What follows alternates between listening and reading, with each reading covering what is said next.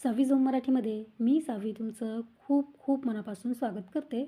आज मी तुम्हाला खमंग, खुसखुशीत आणि तळल्यानंतर चारपट फुलणारे, तोंडात टाकताच विरघळणारे बटाटा साबुदाण्याचे पापड बनवून दाखवणार आहे. हे पापड मी थोड्याशा वेगळ्या पद्धतीने बनवलेत, पण करायला खूप सोपे आहेत. पहिल्याच प्रयत्नामध्ये तुम्ही परफेक्ट पापड बनवाल ही माझी खात्री आहे. चला तर मग आता वेळ न घालवता पटकन रेसिपीला सुरुवात करूयात. पण त्याआधी नेहमीप्रमाणे छोटीशी रिक्वेस्ट आहे.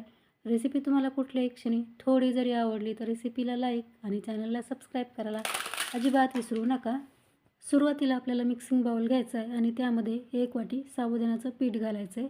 हे पीठ मी घरीच तयार केले. तुम्ही विकतचं सुद्धा साबुदाण्याचं पीठ वापरू शकता. साबुदाण्याचं पीठ घरी कसं करायचं हे सुद्धा मी थोडक्यात सांगते. 2 वाटी साबुदाणा घ्यायचा, तो छान असा लाही होईपर्यंत भाजायचा. भाजलेला साबुदाणा पूर्ण थंड झाल्यानंतर मिक्सरला असा बारीक दळून घ्यायचा.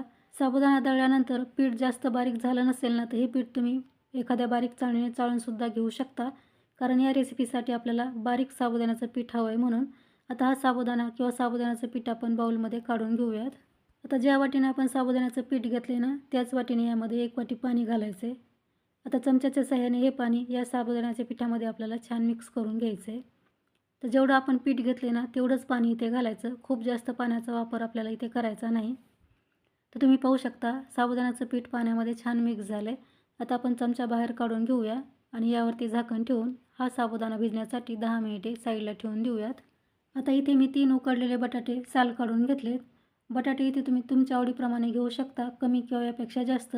मी इथे 250 ग्राम म्हणजेच पाव किलो इतके बटाटे घेतलेले आहेत. आता हे बटाटे आपल्याला किसून घ्यायचे आहेत. तर किसण्यासाठी आपल्याला आलं किसायची जी किसणी असते ना त्याचा वापर करायचा आहे, किंवा बटाटे तुम्ही मॅश करूनसुद्धा घेऊ शकता. पण बटाटे मॅश करताना यामध्ये बटाट्याचा मोठा तुकडा राहणार नाही याची काळजीसुद्धा आपल्याला घ्यायची आहे.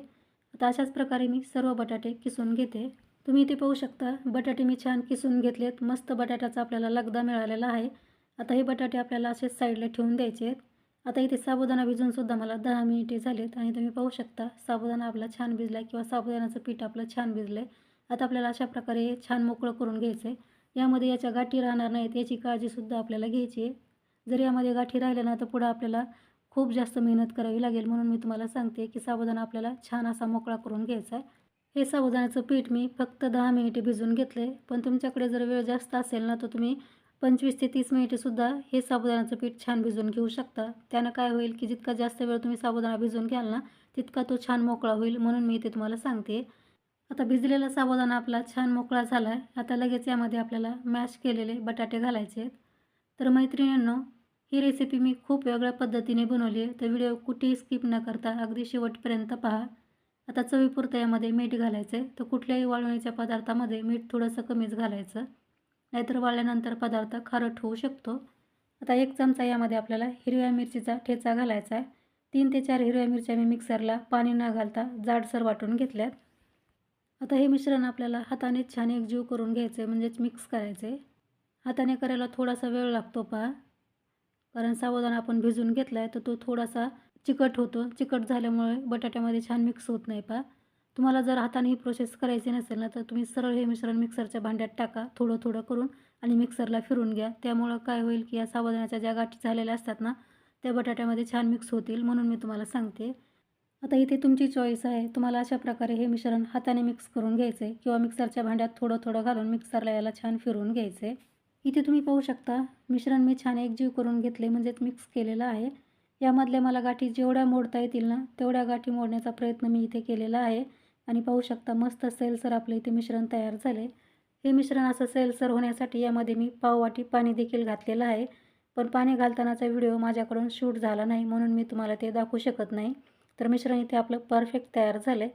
आता इथे आपल्याला एक छोटीशी स्टेप करायची आहे, ज्यामुळे आपले पापड 4 पट फुलतात. आता आपल्याला गॅसवरती मोठ्या कढईमध्ये पाणी ठेवायचं आहे. पाणी गरम झाल्यावरती यामध्ये अशा प्रकारे स्टँड ठेवायचं आहे. आता या स्टँडवरती आपल्याला तयार मिश्रण ठेवून या मिश्रणावरती एक झाकण ठेवायचं आहे, म्हणजे वाफेचं पाणी यात पडणार नाही. आता परत आपल्याला कढईच्या वरतून एक मोठं झाकण ठेवायचं आहे आणि मिडियम गॅसवरती ह्या मिश्रणाला 10 मिनिटाची वाफ काढून घ्यायची आहे. आता 10 मिनिटे झालेली आहे. झाकण काढून आपल्याला हे मिश्रण एकदा छान चमच्याने मिक्स करायचं आहे. आणि 10 मिनिटानंतर पहा कढईतलं पाणीसुद्धा बरंच कमी होतं. यापेक्षा जर पाणी कमी झालं असेल ना तर तुम्ही आणखी एखादा ग्लास पाणी कढईमध्ये घालू शकता.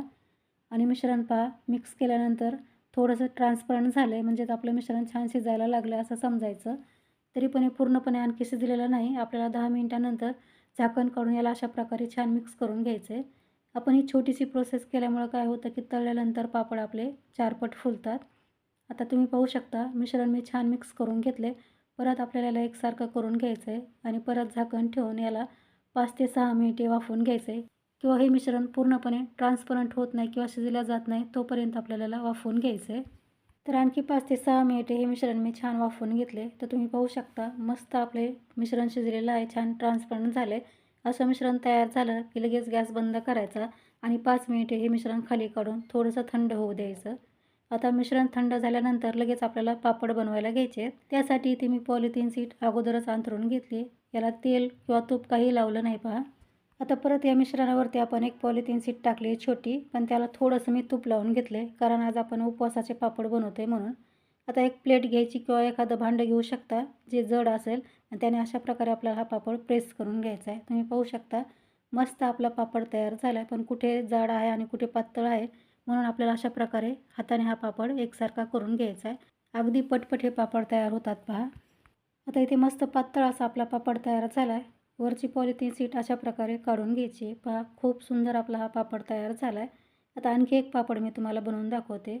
सेम प्रोसेसने पहा आपल्याला परत हे मिश्रण घ्यायचं आहे. तुम्हाला पापड किती लहान मोठा हवा आहे ना त्यानुसार तुम्ही मिश्रण घेऊ शकता आणि मग यावरती पापड बनवू शकता. तर हे पापड करायला खूप सोपे आहेत आणि खायला तो खूपच टेस्टी लागतात. एकदा नक्की ट्राय करून पहा. आणि ही रेसिपी तुम्ही कुठल्या गावातून किंवा कुठल्या शहरातून पाहताय ना हे सुद्धा मला कमेंट्समध्ये सांगत जा, म्हणजे मला कळेल की माझी रेसिपी कुठपर्यंत पोहोचली. तर तुम्ही पाहू शकता हा देखील आपला पापड तयार झाला आहे. आता याच पद्धतीने मी राहिलेले सर्व पापड बनवून घेते आणि मगच तुम्हाला भेटते. तर इथे तुम्ही पाहू शकता संपूर्ण पापड मी बनवून घेतलेत आणि खूप सुंदर आपले पापड तयार झालेत. आता तयार पापड मी गच्चीवरती घेऊन आलेले आहे वाळत घालण्यासाठी. तुम्ही हे पापड फॅनखालीसुद्धा वाळत घालू शकता. फॅनखालीसुद्धा हे पापड अगदी पटकन वाळतात.